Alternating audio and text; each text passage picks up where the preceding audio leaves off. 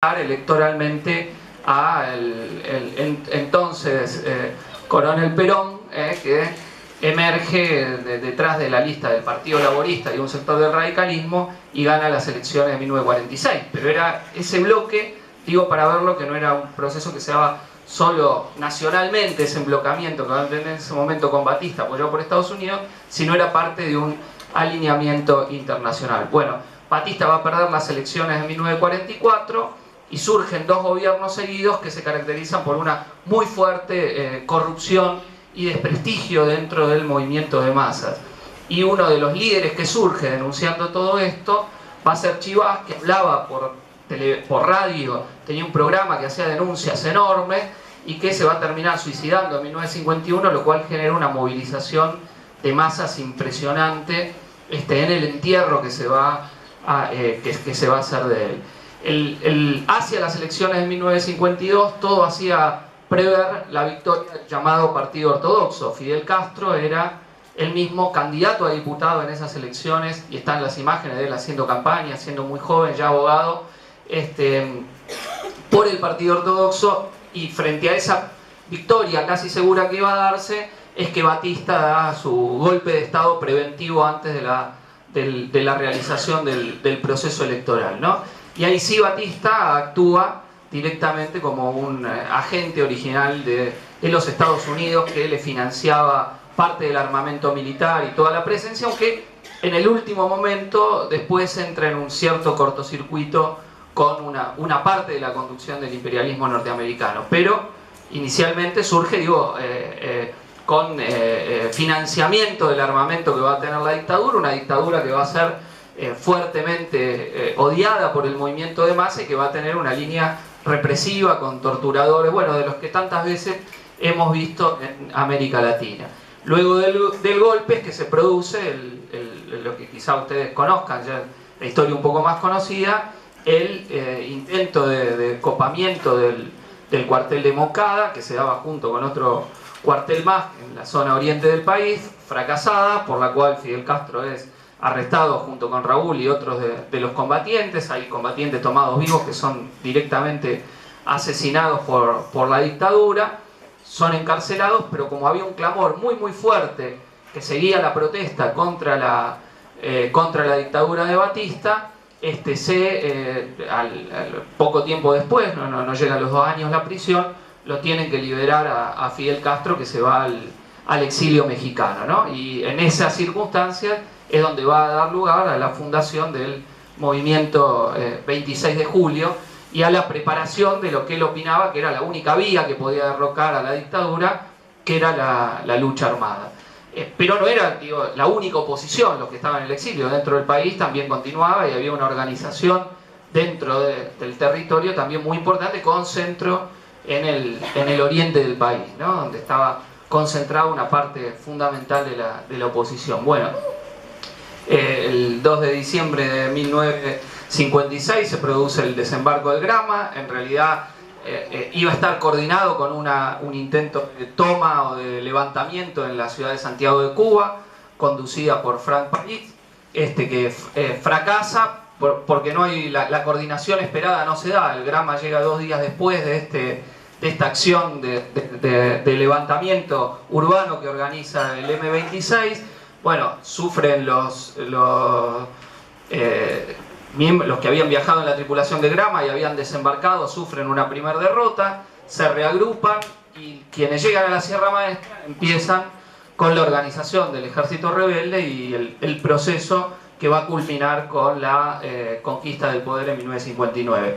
Bueno, yo lo digo así rápido, pero son 3 años de combates en la zona de Oriente primero y de extensión de la lucha también en el terreno urbano y también con acciones armadas que tienen lugar en el occidente del país por parte del directorio revolucionario y ahora sí lo que quedaba del antiguo Partido Comunista, el PCP, sumado sí a la lucha dictatorial y a la oposición a Batista. El programa... ¿No se puede cambiar la batería de esto? Perdón. Sí. ¿O el otro micrófono? Hola. Bueno, El programa que tenía en ese entonces el M26 no era un programa socialista, era un programa democrático, radical y antiimperialista. Lo que proponía era la vuelta o la plena vigencia de la Constitución cubana de 1940, y de hecho parte del compromiso era convocar elecciones generales en no más de un año y pico respecto de cuando cayera la dictadura. En el año 1958 se firma un compromiso de Caracas entre distintas organizaciones opositoras a Batista que establecía estos puntos programáticos, ¿no? Pero consigue una base muy importante entre el campesinado, que en parte eran campesinos, en parte semiproletariado agrícola, que estaba brutalmente explotado y que se empieza a sumar más o menos fervientemente a partir de algunas victorias militares a las filas del ejército rebelde. Y a la vez había un descontento urbano muy grande. Por ejemplo, cuando lo matan a Frank País, que lo asesina la dictadura, se produce una acción de masas popular de protesta enorme en toda Cuba y en particular en Santiago de Cuba, que va progresivamente horadando las bases de la propia dictadura militar. Al punto que el propio imperialismo norteamericano le empieza a soltar la mano progresivamente a Batista e intenta una salida de retaguardia cuando Batista se decide a huir hacia República Dominicana con toda la fortuna personal que tenía. Tratan de hacer una junta militar que expropie el triunfo revolucionario al ejército rebelde, fracasan en esto, el ejército rebelde convoca una huelga general hasta la derrota total de la dictadura, triunfa y finalmente se da, ¿no?, la entrada de Fidel Castro en Santiago de Cuba, la de Che Guevara en La Habana y la victoria inicial de la revolución con la salida de la dictadura y con el ejército rebelde como factor de poder muy importante del proceso revolucionario, cuyo primer gobierno va a ser un gobierno que podríamos llamar de Frente Popular, de colaboración de clases, que está al mando en cuanto a la presidencia de Manuel Urrutia, que había sido presidente de la Corte Suprema de Batista, es decir, pero teniendo independencia de la dictadura, aunque formalmente era el presidente de la Corte, quien es quien va a encabezar un sector de la burguesía que estaba contra Batista, sobre todo en la última parte, y que se cuelga sobre todo para frenar la dinámica que tiene el proceso revolucionario, que se va a empezar a radicalizar muy rápidamente por una serie de factores. Uno primero es la justicia popular.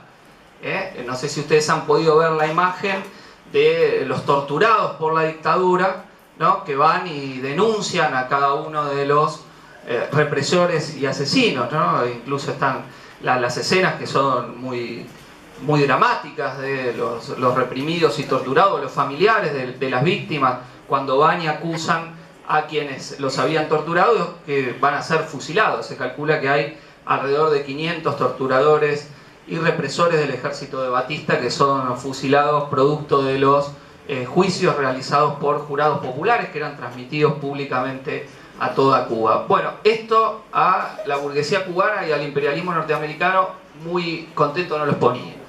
El segundo elemento que va a provocar la reacción de los Estados Unidos y de parte de la burguesía es la reforma agraria.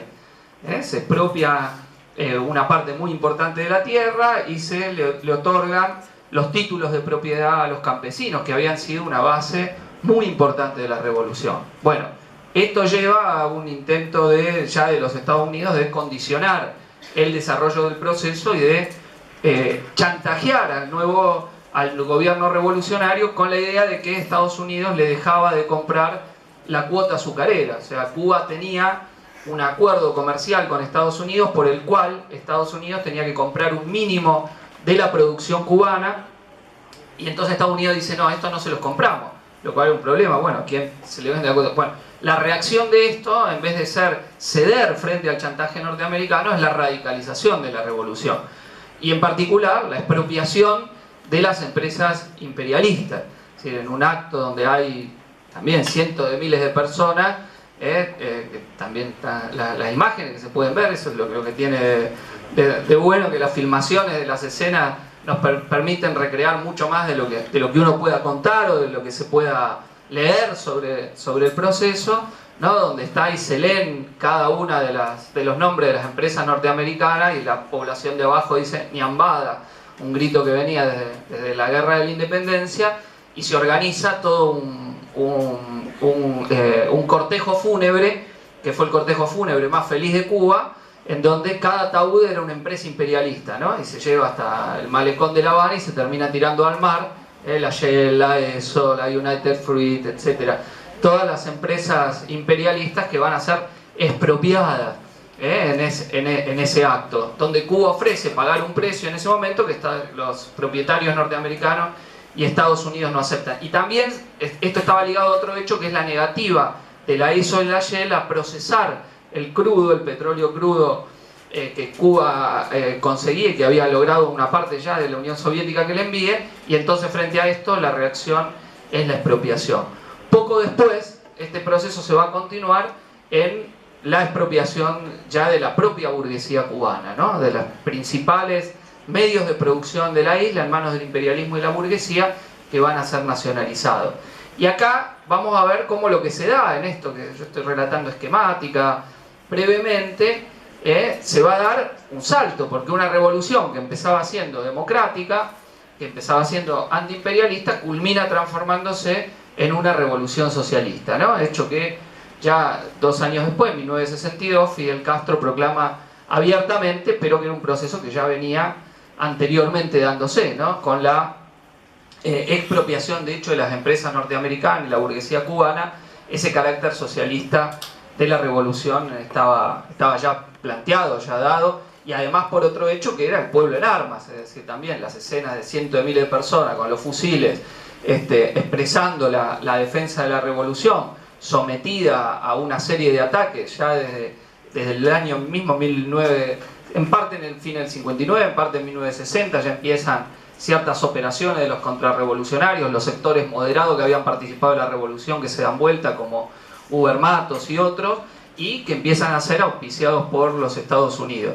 Y como hecho contrarrevolucionario más importante, quizá uno de los más grandes, las más grandes victorias de la revolución, que es el desmembramiento de la invasión de Bahía de los Cochinos, donde 1000 y pico de contrarrevolucionarios, mercenarios entrenados por la CIA, pero muchos de ellos terratenientes cubanos que estaban viviendo ya en Miami, llegan en una operación que empieza con bombardeos de los aviones enviados por Estados Unidos. Digo, era una fuerza muy importante la que desembarca en Bahía de los Cochinos, con tanques, con armamento pesado, etcétera, y que va a ser derrotada por la movilización popular, ¿no? Donde Fidel Castro se pone a la cabeza de esa movilización, se organizan las milicias populares ya organizadas, van y derrotan a los contrarrevolucionarios.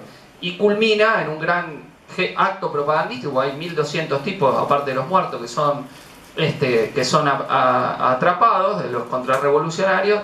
Entonces se canjean, se los manda a Miami a cambio de medicinas, alimentos y otros medios que necesitaba la revolución.